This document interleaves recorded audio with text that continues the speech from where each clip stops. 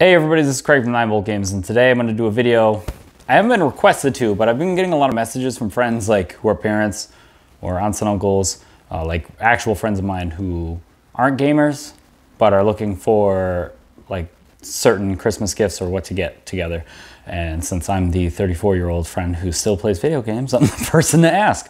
So I was gonna do just a light gift guide. I'm not gonna say where everything is. Actually, there's a place that's already done the homework for you. Cheapassgamer.com. I'm a huge advocate of theirs. They don't pay me, and I'm telling you to go there. Every game I've gotten for the last like 10 years that was outside of an actual launch date game, I've gotten at a discount through them. I've not paid full price for anything, unless it was a launch title. So check them out. They actually have, if you're looking, I'll settle this quick. If you're looking for a specific game, they have a spreadsheet that they turn into a comparison table for places on Black Friday. So they will tell you the cheapest place to get it, where to get it, at what times, blah, blah, blah. They have all this. You can print it out. You can save it to your phone, whatever. If you're looking for a specific title. That being said, if you're looking for Nintendo titles, the best deal I've seen right now is Best Buy, where a good chunk of the first party ones that never drop in value are going for half price. So that's definitely a place to check out. Switch was the first thing I was asked about. They were wondering if, you know, like what was the best way to go out getting a Switch for a 5-year-old. And I said, get a Switch Lite.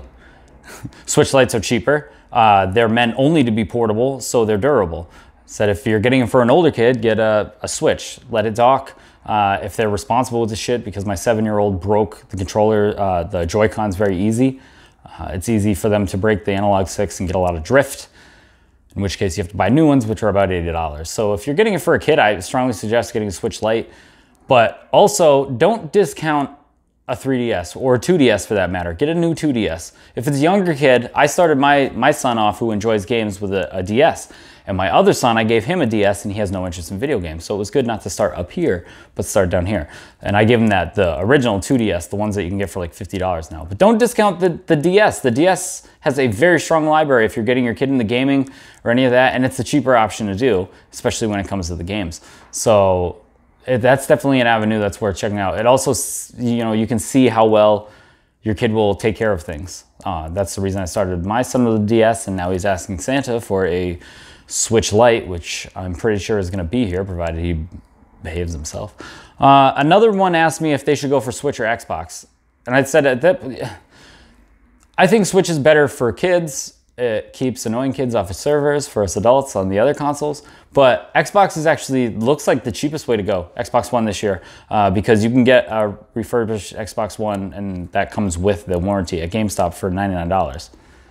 And even that, they still have their Blast of the Past bundles. I don't really like promoting GameStop, but they have a few good deals this year for Black Friday and that entire weekend leading up until Cyber Monday. So if it comes down to Xbox One or PS4, the cheapest PS4 I saw so far was $199.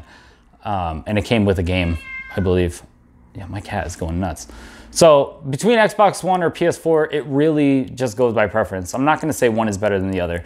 They both have their strengths, they both have their weaknesses. If you're playing games online with each other, I strongly suggest that you go with Xbox. I do feel that Xbox Live is a superior service when it comes to online gaming. I personally prefer the PlayStation, you know, this generation. Last generation, it was all Xbox.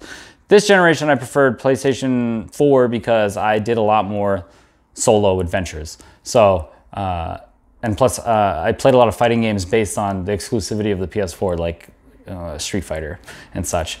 And I'm a pad player. I prefer the PlayStation pad. So it's really a point of reference. I mean, a point of preference. And I'm not going to sit here and say that one is better than the other, because my comment section will be disgusting if I do that.